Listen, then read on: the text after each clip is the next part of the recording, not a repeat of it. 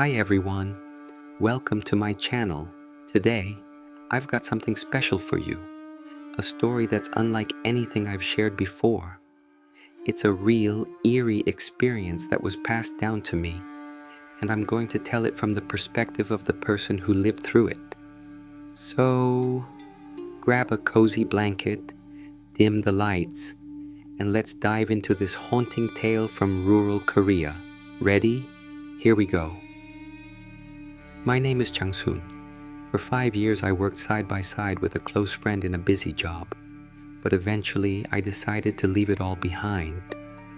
I moved back to my hometown in Gyeongsang province, a peaceful region in southern Korea where life moves a little slower.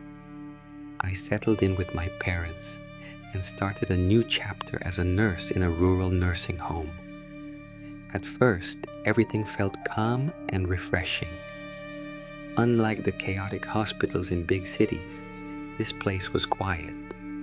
Most of the patients were long-term residents, so my job was simple. Check on them morning, noon, and night, jot down some notes, and that was it. The slow pace of the countryside suited me. I'd hear the wind rustling through the windows and catch glimpses of rice fields stretching out in the distance. It felt like a gentle escape. But after about a year, something shifted. I started to feel numb. You see, in a nursing home like this, people pass away often. During night shifts, I'd sometimes find patients who'd slipped away quietly in the early hours. By morning, their beds would be empty, and a new name would fill the waiting list.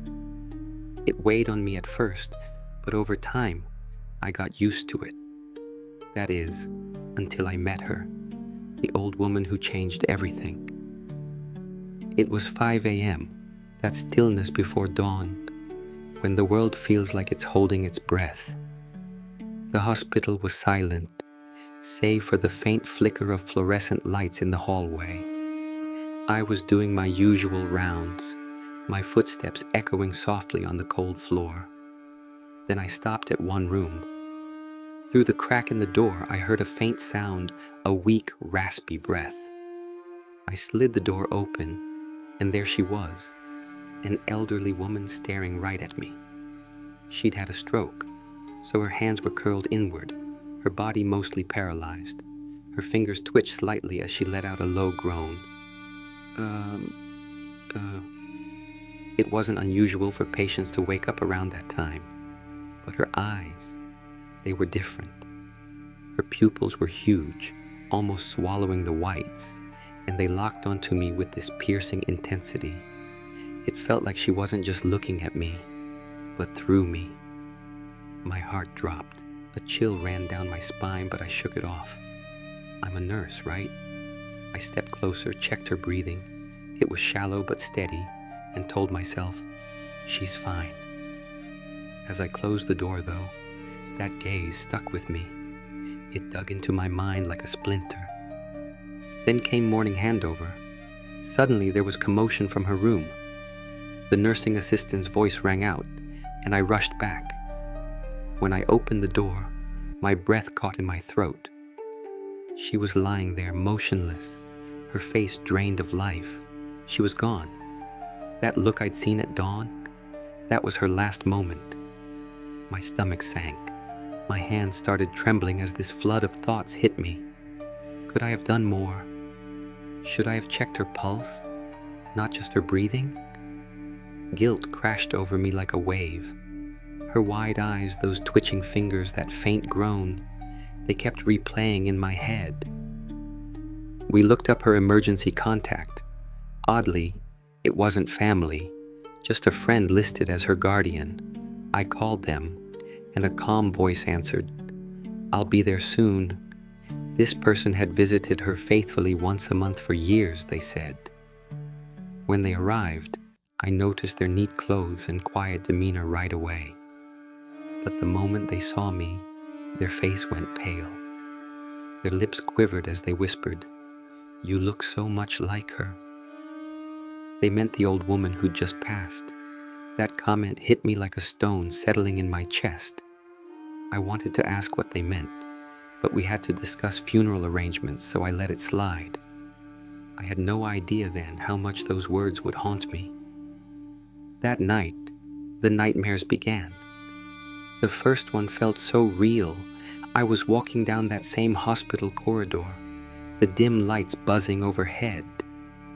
My footsteps echoed louder and louder until I reached her room. My hand moved on its own, sliding the door open.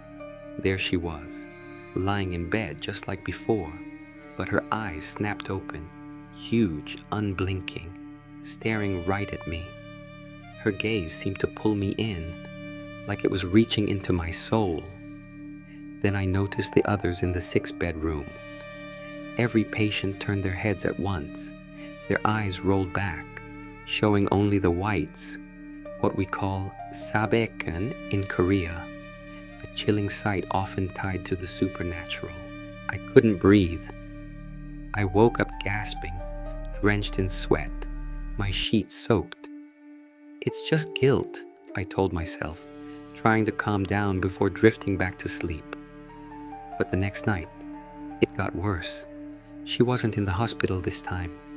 She stood in a dark, endless void, dressed in a Mudang outfit. Oh, a Mudang is a Korean shaman, someone who bridges the gap between humans and spirits, performing rituals or fortune-telling to solve spiritual problems. Her robe was red and black, fluttering in some unseen wind, radiating something sinister. In her hands, she held 2 long sticks wrapped in white cloth, pointing them toward me. She started walking closer, her eyes burning with rage and resentment, beyond anything I'd seen that morning. My legs gave out, and I screamed myself awake. My room was pounding with my heartbeat. My parents rushed in, banging on the door. "Chang-soon, what's wrong?" I barely managed to croak. "It's okay, just a bad dream." But my heart felt like it might explode. I swallowed the fear and lay back down, but those eyes wouldn't leave me. The nightmares kept coming, growing sharper each time. One early morning, I opened my bedroom door to use the bathroom, and there she was, right in front of me.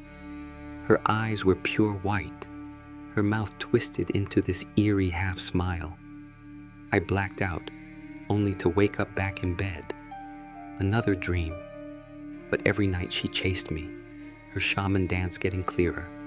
First 1 move, then 2, like she was trying to show me something.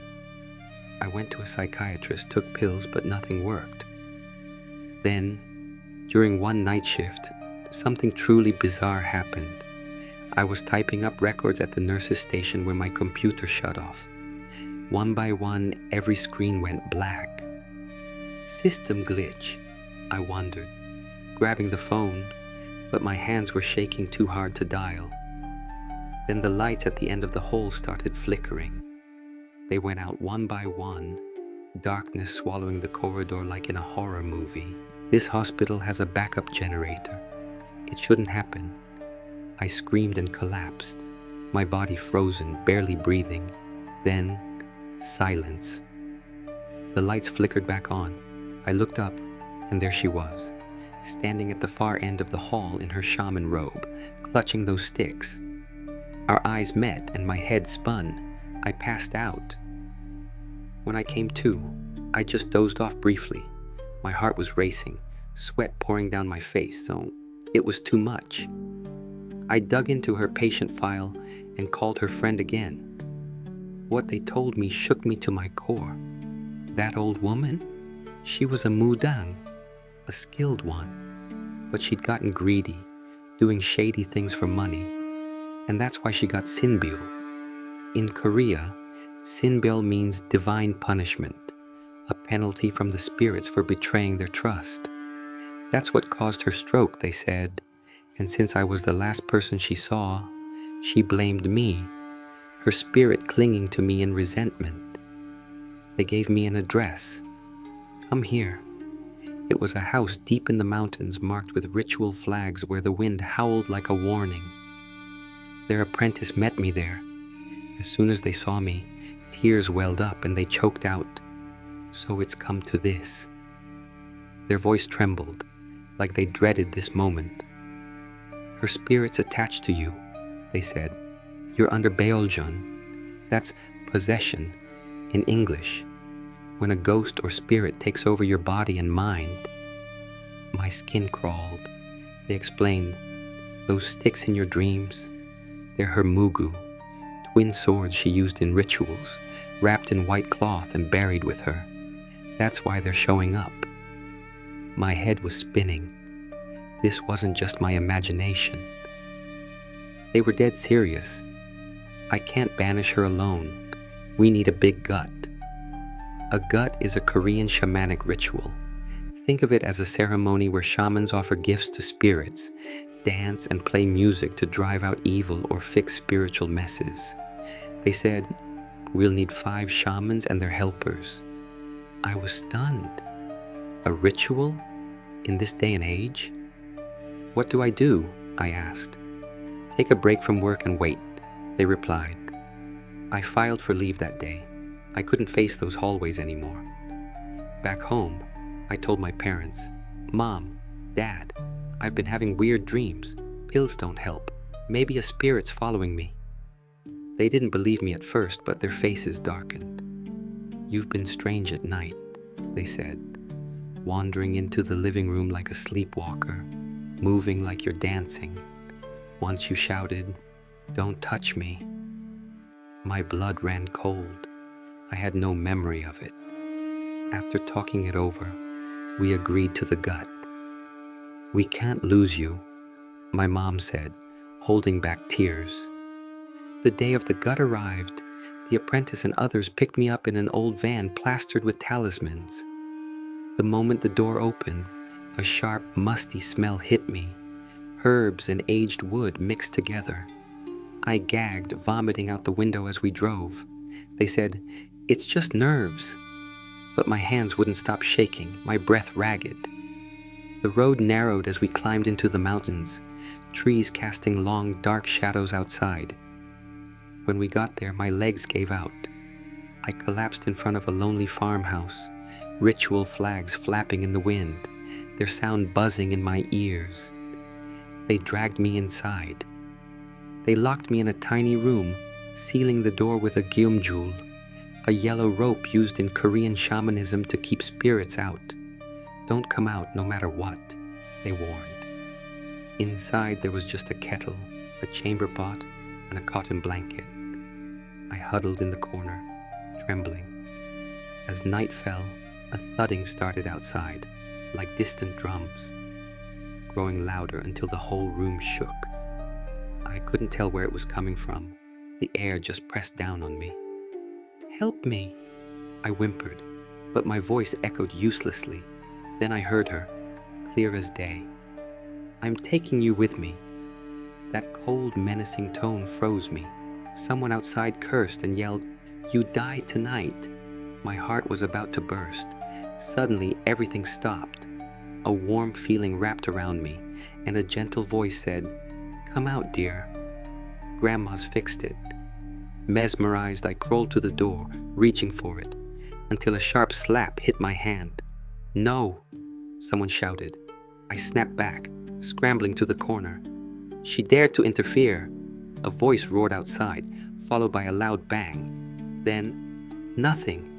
I blacked out. When I woke up, I was soaked in sweat, hair plastered to my face, mouth dry as sand. The door creaked open and they dressed me in white hanbok, traditional Korean clothes, before leading me to the yard. The gut began. Bells jangled, drums pounded, and my head swam. I heard screams. "Why me? She killed me!" Then everything went dark. When I came to, my parents were there, tears streaming as they hugged me. The apprentice approached. "It's done. Don't ask details." They added, "Switch jobs, somewhere people don't die, and pray regularly." My parents had rushed over right after the ritual. I'd been unconscious, and the shamans were exhausted, slumped over. Wiping tears, the apprentice said, "The spirits came down and ended it in a day." Not God like in the West, but the spirits each shaman serves in Korean tradition. Finally, I could breathe. My body was heavy, my mind foggy, but relief washed over me from deep inside. That's my story, everyone. This experience left a deep mark on me, one I'll never forget, etched into a corner of my heart. Sometimes I find myself wondering if there's a world out there we can't see, a hidden layer only a few can sense, tucked away somewhere beyond our reach. Thank you so much for listening to my story all the way through. It's been a comfort to share it with you. Wherever you are, I truly hope you're doing well. Take care, and I'll be back with another story next time. Oh, and if you enjoyed this one, I'd really appreciate it if you'd hit that subscribe button and give it a like. Until then, stay safe and see you soon.